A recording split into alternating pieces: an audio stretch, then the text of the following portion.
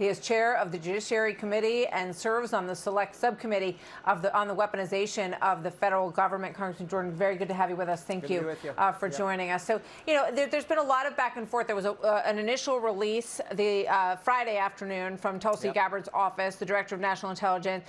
There was pushback to that there wasn't really anything new in it. Today we have this very lengthy new report that we are going through as we speak. Your reaction to what you heard, what is new here, and what really stands out to you? Well, it looks like they altered what the intelligence community assessment originally was. Remember, they had the meeting in the White House on December 9th.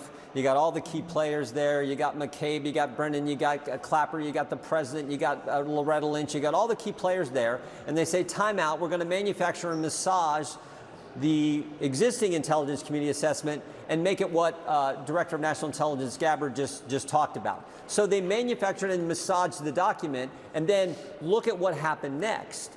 A few weeks later, they go to Trump Tower. I think this is so critical because they tried to undermine the election. That didn't work with the dossier and everything else, spying on President Trump's campaign. We know that took place. That didn't work. So they said, now we're going to undermine his presidency. They go to Trump Tower on January 6th to brief President-elect. January 6, 2017, President-elect Trump. President-elect Trump thinks this is the normal briefing the incoming president's going to get from the intelligence community, but it's not, Martha. It's a setup. And they brief him on the dossier. That then gets leaked to the press, and thereby giving credibility to a document they already knew was bogus. They do all that to undermine the presidency, and of course that launches the Mueller investigation and everything else they did. So when you match what Tulsi Gabbard has brought forward with actual events that take place, December 9th meeting in the White House, January 6, 2017 meeting in Trump Tower where they brief him on the dossier, you match it all up, I think it clearly shows they were trying to undermine the president. And of course, that's why Director of National Intelligence Tulsi Gabbard has referred this to the Department of Justice. Yeah, you make several strong points here. I think it really behooves us to remember this period of time. So this is right after the election. Yep. A lot of shock that Hillary Clinton lost this election. It took her a full, overnight to come out and concede after that. And then it feels like there's a scramble, according to these documents, to figure out, what happened. Was this Russia that helped elect President Trump, and all of this, dig in. And as you talk about your words were that they, sort of massaged these documents, or that they were suggesting that they were manipulated. And I think that goes to this part of the document that says that there were 15 reports, essentially, on what happened in terms of Russian influence or potential influence, hacking, social media. Some of this stuff was sort of, baked in the cake that, we know that the Russian government was, used to doing in terms of trying to sow chaos, as Tulsi Gabbard just said. But that they combed through those 15, this is the claim in the report, and picked out 3 of them that were substandard, that didn't live up to the standards of American intelligence agencies, and that those were the 3 that they used as the foundation to move forward here, correct? Right. They didn't follow the normal process. We'll pick the ones that we think fit the narrative that we want to have out there, which just happened to be the narrative that would undermine the incoming president of the United States. That's what they did. And never forget what happens between those 2 events I talked about. December 9th meeting in the White House in the Oval Office with President Obama and the key players. January 6th up at Trump Tower. In between them on January 3rd, the top Democrat in the United States Senate, Chuck Schumer, goes on television and says, if you mess with the intelligence community, referring to President Trump and statements he had made, if you mess with the intelligence community, they have 6 ways from Sunday at getting back at you.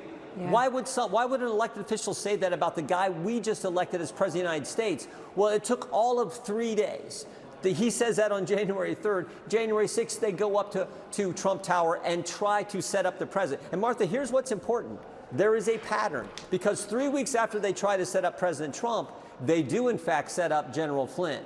They go to the White House, and Comey is interviewed about this after the fact, and he said, I should have called the White House counsel, but I thought I could get away with it. We went in there, and they set up General Flynn, and we have email traffic between key players in the FBI where they say, what is our goal? Is it to get him to lie? I mean, they were trying to set up the incoming national security advisor. And James Comey said that. James Comey said, we went in there, we figured, if he's not going to ask to have anybody there, why not just go ahead and drill into him, right? Something to that effect. Am I remembering that correctly?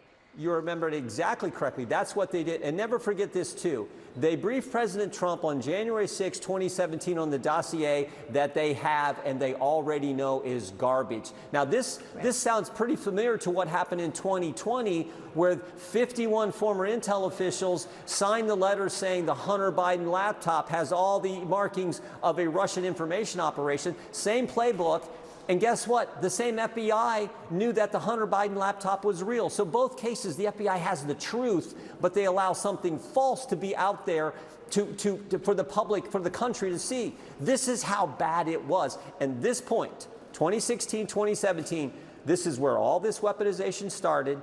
This is where all this lawfare began, where the whole process started here. And so I'm excited that Tulsi has decided to send this to the DOJ for them to look at whether they need to move forward.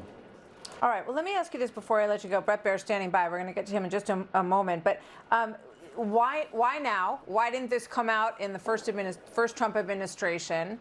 And what about, how much significance do you give to what is being accused here of President Obama, that he was the pusher, the catalyst of continuing to go on some of this tenuous stuff in order to keep hanging things around Trump's neck as a colossus as he heads into the presidency?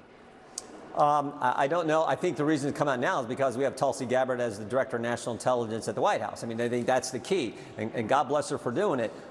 She cares about liberty. She cares about the First Amendment, Fourth Amendment, and God bless her for bringing this forward. All I know is the meeting that takes place on December 9th, where all the key players are there, and that seems to be the meeting where there was a decision made.